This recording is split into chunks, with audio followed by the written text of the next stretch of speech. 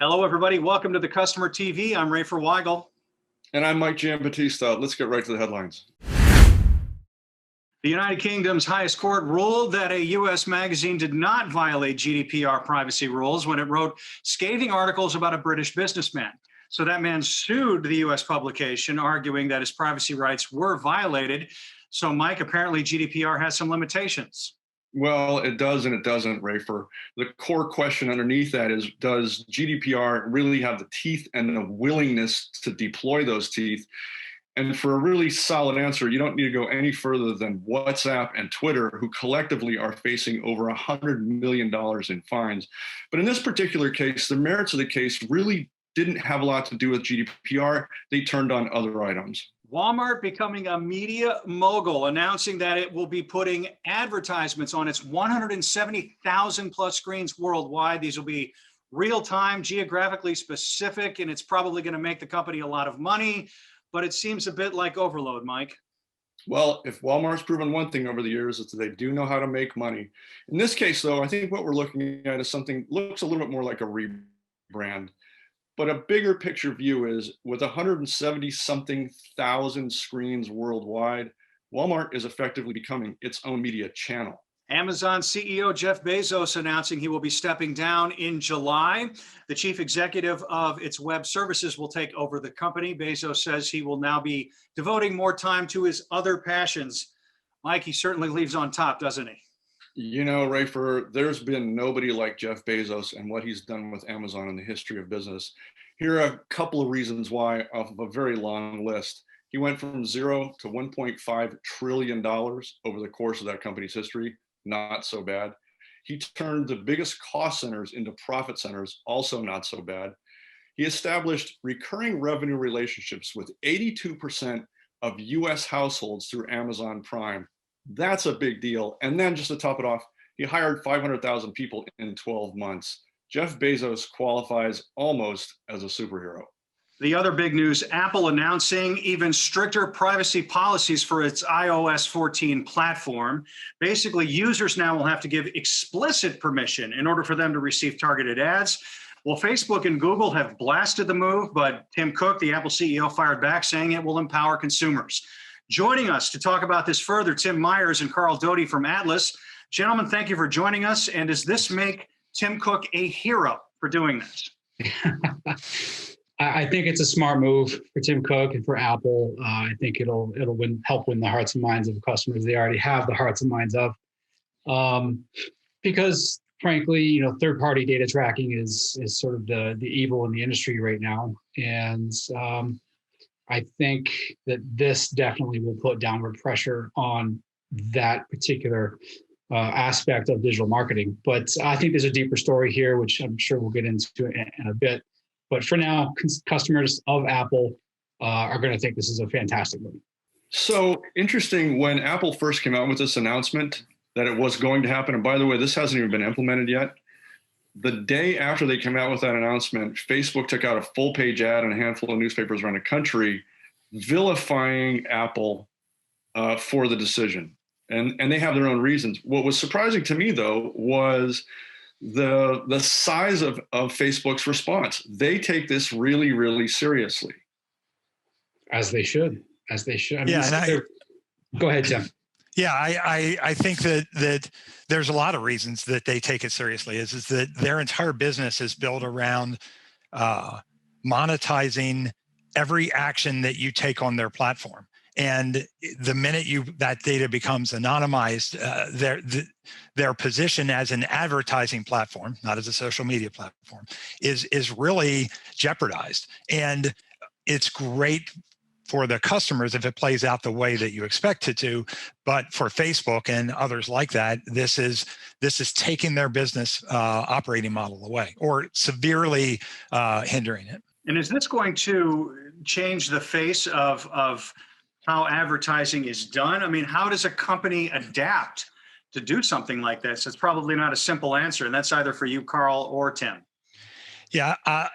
So the magnitude of changing the underlying structure of the technologies in these companies to deal with the data privacy concerns and where customers are pushing these brands to and what they are pushing them to achieve is a massive undertaking. I mean, what probably scares Facebook somewhat more than the idea of what it costs to their bottom line will be what it will cost to their technology in order to be able to adapt to this new way of doing business and managing data. Because today, I can guarantee you that it's a disaster under there in the sense of being able to put those controls in place.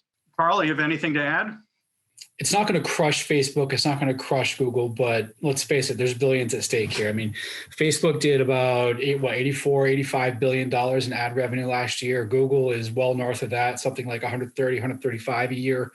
And this is definitely going to make it more difficult for them to continue the growth rate in that key parts of their business. Back to Facebook's response, because of the value of Facebook's app and how it's delivered to phones, Apple devices through the Apple Store, that seemed a little bit scary to me. Like they're literally poking the bear.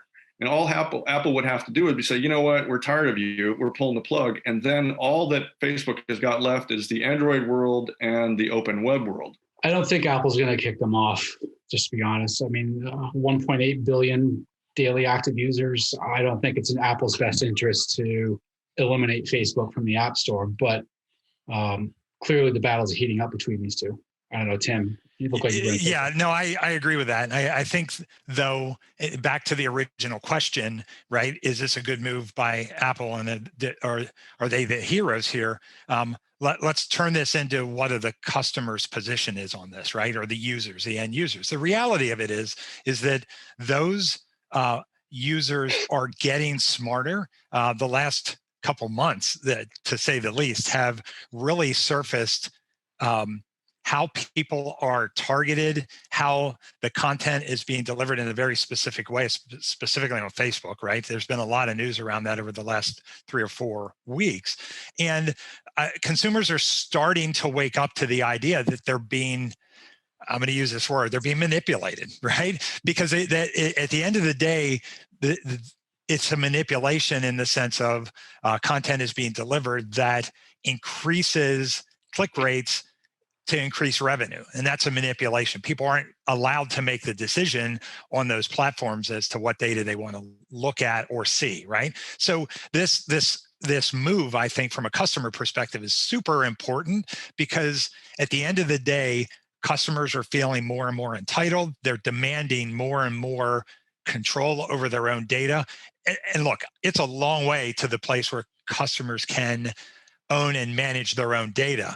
But I think that slope is starting, right? I do believe that customers are demanding it, and that's where we're going to see this going. And I think this is an important first move.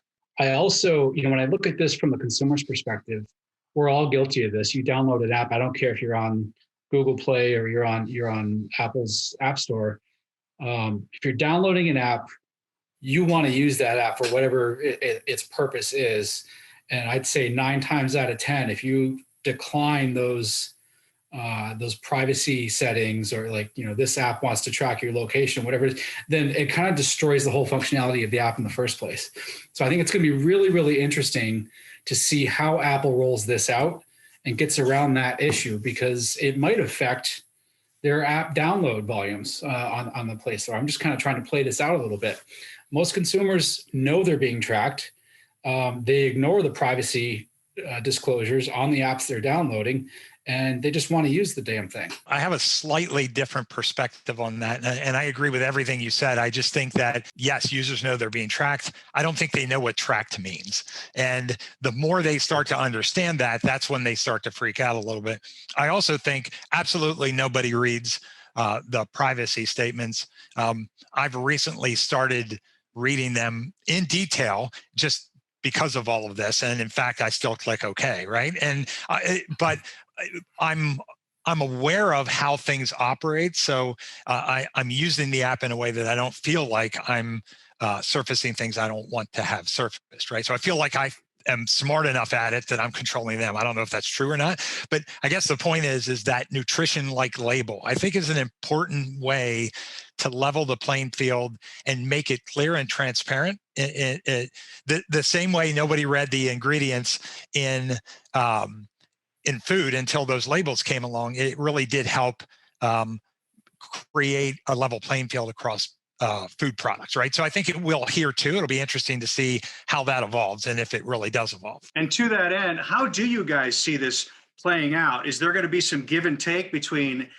Apple and Facebook in order for them to find common ground? Or Tim, like you said earlier, is Facebook just going to have to spend, an exorbitant amount of money to redo their entire infrastructure? First, I think I agree with a couple of the points that I've seen a lot of ink spilled about this. One, it's going to put negative pressure on ad targeting writ large on mobile devices. Two, it's going to reduce the ability of advertisers to measure the effectiveness of those ads. But the really big one that I don't think anybody's talking about right now is that I think this is going to slowly force advertisers to sort of rethink and reallocate some of their ad spend. And that's going to mean a steady sort of slow drip from Facebook, from Google, perhaps into Apple's ad revenue streams. Apple doesn't report ad revenue directly on their financial statements, but I think it was JP Morgan predicted that ad revenue for Apple is likely to grow from about 2 billion, I think, last year to 11 billion or more by 2025. My money is on Apple. The Apple ecosystem and the App Store, the amount of control that there already is in there from a developer perspective. And look, I know Facebook and the bigger companies have special arrangements, but there's a lot of control in there by Apple already. And my suspicion is if Apple wanted to be a open platform, they would have done that a long time ago, right? They never intend to be, and they're not going to switch today. So that leads me to believe that they're going to, from a tech perspective, I think they're going to win this argument. It'll be interesting to see just how far it all goes. Carl, Tim, thanks for your time, your thinking. Really appreciate this. Thanks for having us. Thanks for having us.